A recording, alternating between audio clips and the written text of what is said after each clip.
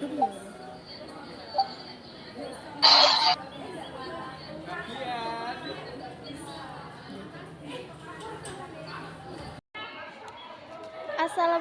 warahmatullahi wabarakatuh. Yang saya hormati hadirin dalam kegiatan rapat online pada hari ini. Yang saya hormati Ibu Linda Sinya Putri selaku Direktur dari PT Bumi Berkah Boga. Pertama, marilah kita panjatkan puja dan puji syukur kehadirat Allah Subhanahu wa taala yang telah melimpahkan berbagai nikmat dan karunia-Nya kepada kita semua. Sehingga alhamdulillah kita semua yang ikut rapat online pada hari ini dalam keadaan sehat walafiat tanpa kekurangan apapun. Sholawat serta salam tak lupa kita curahkan kepada junjungan kita Nabi besar Muhammad SAW beserta keluarganya, para sahabat dan juga para pengikutnya. Semoga di akhir kelak kita semua yang ikut rapat online pada hari ini akan mendapatkan syafaatnya. Amin amin ya robbal alamin.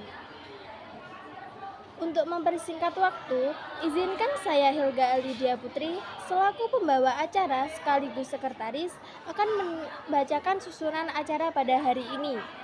Adapun susunan acaranya adalah sebagai berikut. Pertama, pembukaan. Kedua, pembahasan materi rapat.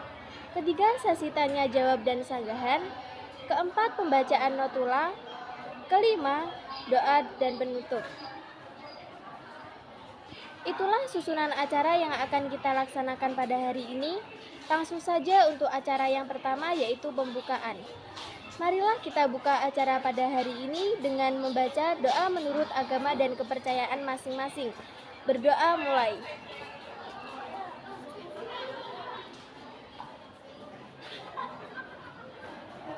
Berdoa selesai. Berlanjut ke acara yang kedua, yaitu pembahasan materi rapat kerja sama ekspor-impor yang akan disampaikan oleh Direktur PT Bumi Berkah Boga, yaitu Ibu Linda Sinya Putri, dan juga Kepala Bagian Produksi, yaitu Ibu Elisa Nur Afifah. Kepada beliau, waktu dan tempat kami persilahkan. Baik, terima kasih untuk waktu yang sudah diluangkan untuk menghadiri rapat pada siang hari ini. Nah, pada rapat siang hari ini kita akan membahas dua topik pembahasan, yaitu yang pertama pembahasan tentang pengeksporan produk kopi yang akan saya jelaskan. Kemudian yang kedua kita akan melakukan pembahasan impor produk mesin coffee mesin yang akan dijelaskan oleh Kepala Bagian Produksi Ibu Elisa Nur Afifah. Nah, langsung saja untuk ke materinya.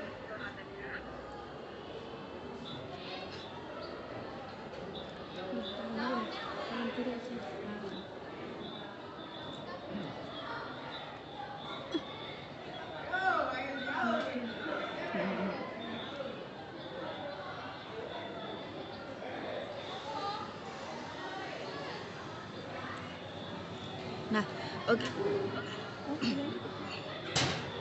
Udah ini.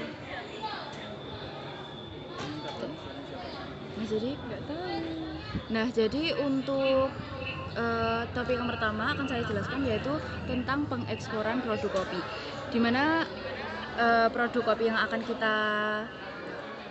akan kita ekspor yaitu produk kopi kenangan. Nah, mengapa saya memilih produk kopi kenangan? Karena kopi kenangan ini menghadirkan kenangan blend kopi berkualitas yang dibuat dengan bahan-bahan alami, bahan-bahan lokal terbaik. Kopi kenangan ini dibuat menggunakan kopi Mandailing, Flores, Dampit, Ciwende, dan juga Robusta West Java yang membuat kopi kenangan ini semakin mempunyai rasa yang istimewa. Nah, selain itu kopi kenangan ini sudah sangat populer di beberapa kota, yaitu seperti di Indonesia, Malaysia, dan juga Singapura. Kopi kenangan sudah memiliki 868 outlet di 64 kota.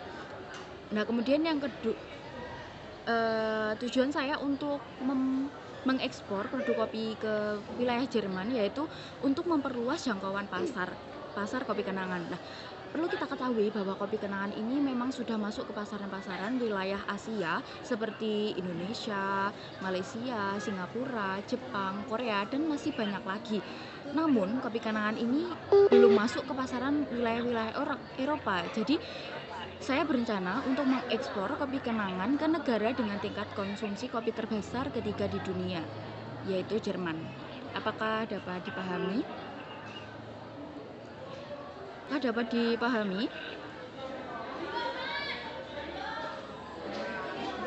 Baik. Nah, baik. Apabila kita melakukan pengeksporan produk kopi kenangan ini ke Jerman, kita akan memperoleh beberapa manfaat. Di antaranya yaitu yang pertama, kita akan meningkatkan daya saing. Apabila produk kopi kenangan kita masuk ke pasaran-pasaran Eropa, salah satunya yang utama yaitu Jerman, kita akan bersaing dengan produk lokal maupun produsen lokal maupun internasional. Nah, kemudian yang kedua yaitu meningkatkan skala produksi. Apabila produk kita laris di pasaran Jerman, skala produksi kita akan bertambah.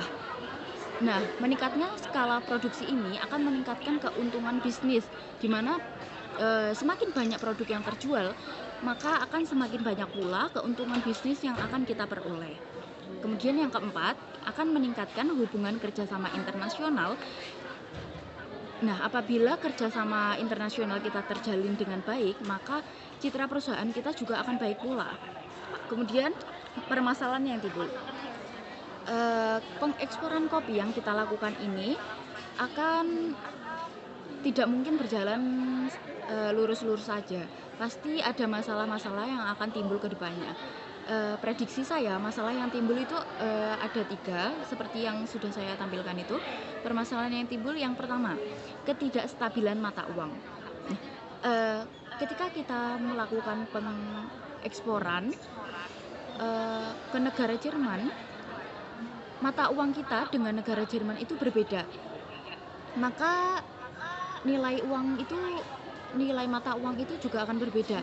Nah, fluktuasi nilai tukar mata uang dapat mempengaruhi harga produk yang kita ekspor, sehingga mempengaruhi keuntungan perusahaan. Kemudian yang kedua, pasar dan juga persaingan. Memasuki pasar internasional, kita juga akan bersaing dengan produsen lokal maupun internasional. Maka dari itu, perusahaan juga harus memiliki strategi pasar yang benar-benar matang agar kita dapat mengatasi masalah-masalah yang akan timbul ke depannya. Kemudian yang ketiga yaitu perubahan kondisi pasar. Kondisi pasar luar negeri dapat berubah-ubah secara tiba-tiba karena faktor politik, ekonomi maupun alam. Nah, sehingga kita harus memiliki strategi yang bagus dan benar-benar matang untuk mengatasi masalah yang akan timbul karena perubahan-perubahan ini.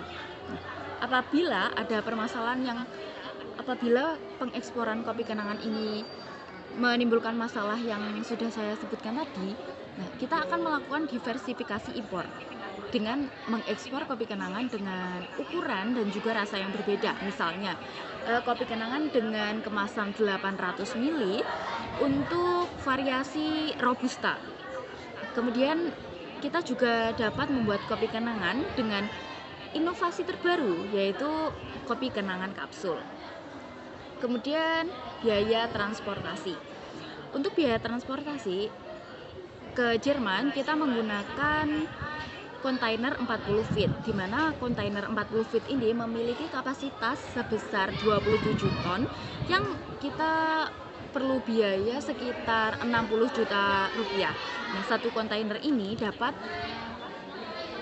memuat sekitar 5.400 kardus, yang satu kardusnya berisi 24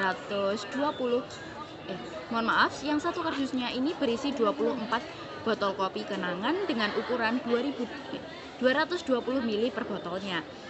Transportasi untuk pengeksporan ke Jerman ini sekitar menggunakan kapal laut dengan estimasi tiba kurang lebih dari 5 hari. Itu penjelasan tentang pengeksporan produk kopi ke Jerman yang sudah saya jelaskan. Kemudian untuk pembahasan yang kedua yaitu pengimporan kopi mesin yang akan dijelaskan oleh Kepala Bagian Produksi yaitu Ibu Elisa Nur Afifah. Untuk waktu dan tempat saya persilahkan. Terima kasih Ibu Linda yang sudah menjelaskan tentang kegiatan ekspor yang akan kami lakukan. Nah, di sini saya juga akan menjelaskan tentang kegiatan impor yang juga akan kami lakukan. Di sini kegiatan pengimporan kami memilih untuk mengimpor produk mesin kopi yang dari Jerman yang mempunyai kualitas dan teknologi yang tinggi. Selain itu, kopi mesin dari Jerman ini memiliki fungsi yang lebih banyak daripada mesin kopi yang saat ini kita gunakan. Manfaat dari kegiatan pengimporan ini juga lumayan banyak. Yang pertama ada mendorong pertumbuhan ekonomi, yang kedua ada peningkatan kesejahteraan masyarakat, dan juga memperluas pasar, menyediakan pilihan produk yang lebih luas, dan juga yang terakhir mempercepat pembangunan infrastruktur. Nah, dalam kegiatan pengimporan ini tentunya tidak berjalan mulus saja. Ada permasalahan yang mungkin timbul. Kemungkinan permasalahan yang timbul ada biaya tinggi. Mesin kopi dari Jerman ini cenderung memiliki harga yang lebih tinggi dibandingkan dengan produk serupa dari negara lain atau produksi lokal. Nah, permasalahan yang kedua ada ketergantungan pada impor. Bergantung secara signifikan pada impor, mesin kopi dari Jerman ini dapat meningkatkan ketergantungan Indonesia pada pasokan dari suatu negara tertentu. Ya, permasalahan yang ketiga ada keterbatasan garansi dan layanan pernah jual. Meskipun mesin kopi dari Jerman ini kemungkinan memiliki reputasi yang baik dalam hal kualitas, garansi, dan layanan pernah jual, perusahaan atau konsumen di Indonesia mungkin mengalami kesulitan dalam mendapatkan layanan teknis atau suku cabang yang diperlukan jika mesin mengalami kerusakan atau masalah operasional. Berikutnya ada biaya dan transportasi. Untuk satu kali pengiriman dari Jerman ke Indonesia dikenakan biaya sebesar 3 juta rupiah. Sedangkan untuk transportasi pengiriman melalui udara membutuhkan biaya sekitar 900.000 per kilogram. Terima kasih, itu saja yang penjelasan dari saya. Baik, itu tadi yang dapat saya sampaikan. Terima kasih atas waktunya.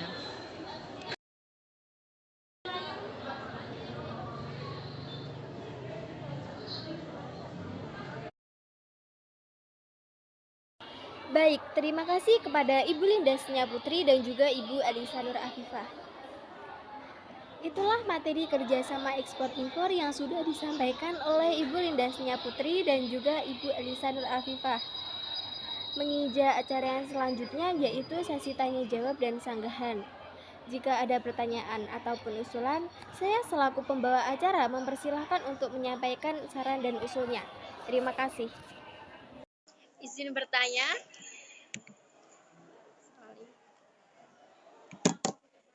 Apa strategi yang akan diambil untuk meningkatkan pangsa pasar ekspor di Jerman? Baik, saya akan menjawab pertanyaan dari Mailina, yaitu Kepala Bagian Pemasaran.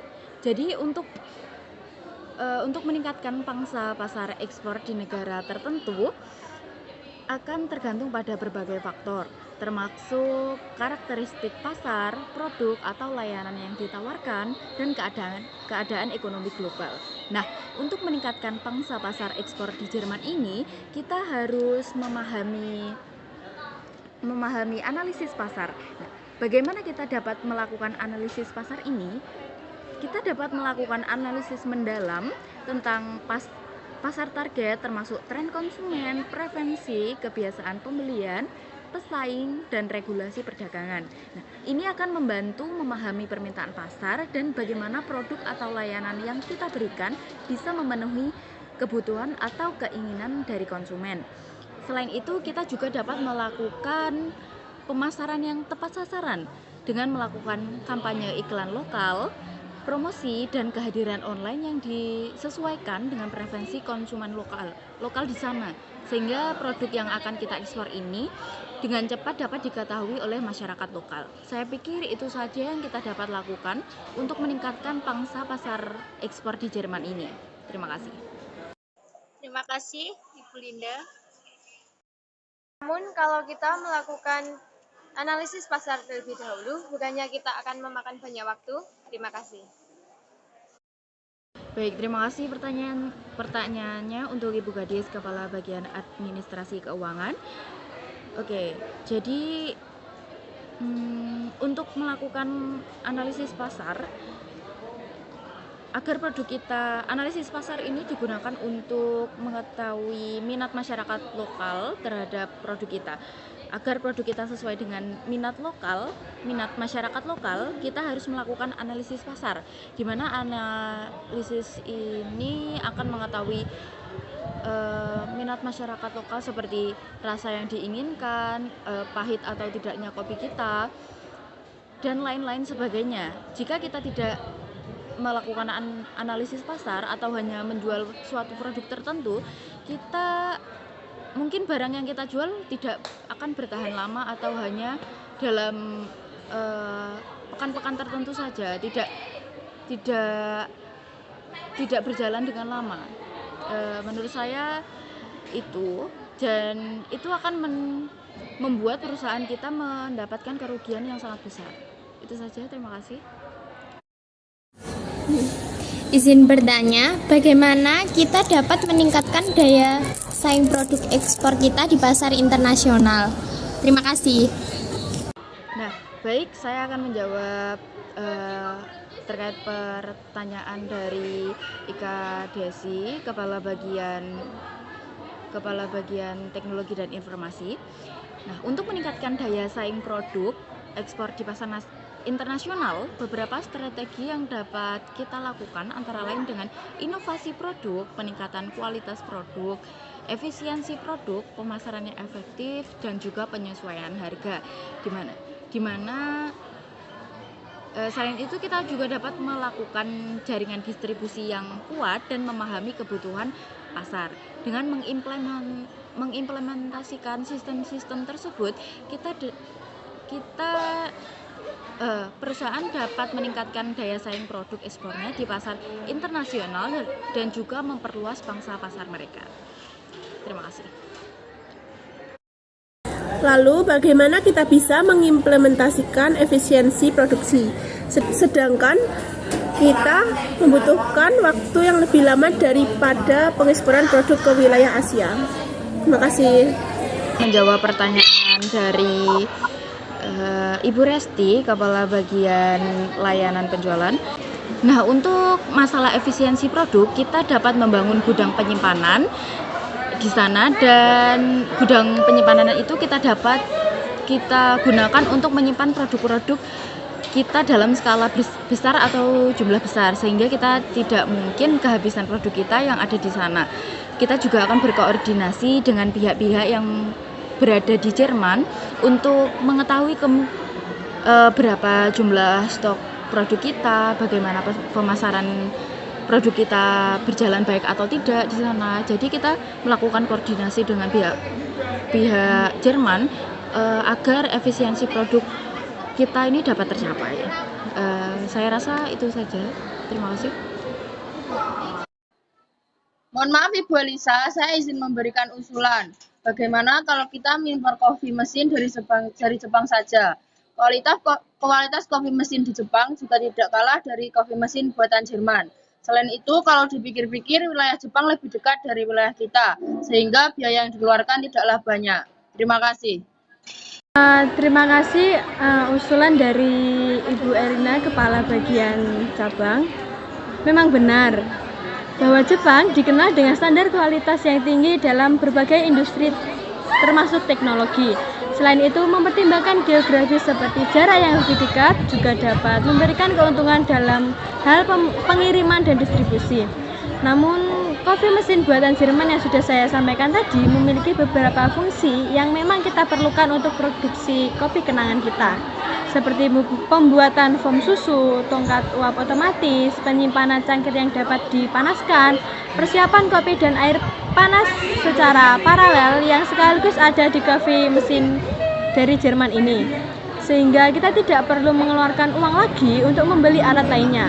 Selain itu, kopi mesin buatan Jerman ini dapat mengefisiensikan tempat produksi. Itu saja, terima kasih. Baik, terima kasih atas pertanyaan dan usulannya. Acara selanjutnya yaitu pembacaan notula. Dapat saya sampaikan bahwa dari rapat online pada hari ini dapat beberapa kesimpulan berikut. Yang pertama yaitu persetujuan pengeksporan kopi kenangan ke Jerman. Yang kedua yaitu persetujuan pengimporan coffee machine dari Jerman. Selanjutnya acara yang terakhir yaitu penutupan. Berhubung waktu yang sudah semakin sore dan sudah didapatkannya kesimpulan rapat, izinkan saya untuk menutup acara pada hari ini. Mari kita tutup bersama pada acara kali ini dengan membaca doa menurut agama dan kepercayaan masing-masing. Berdoa mulai.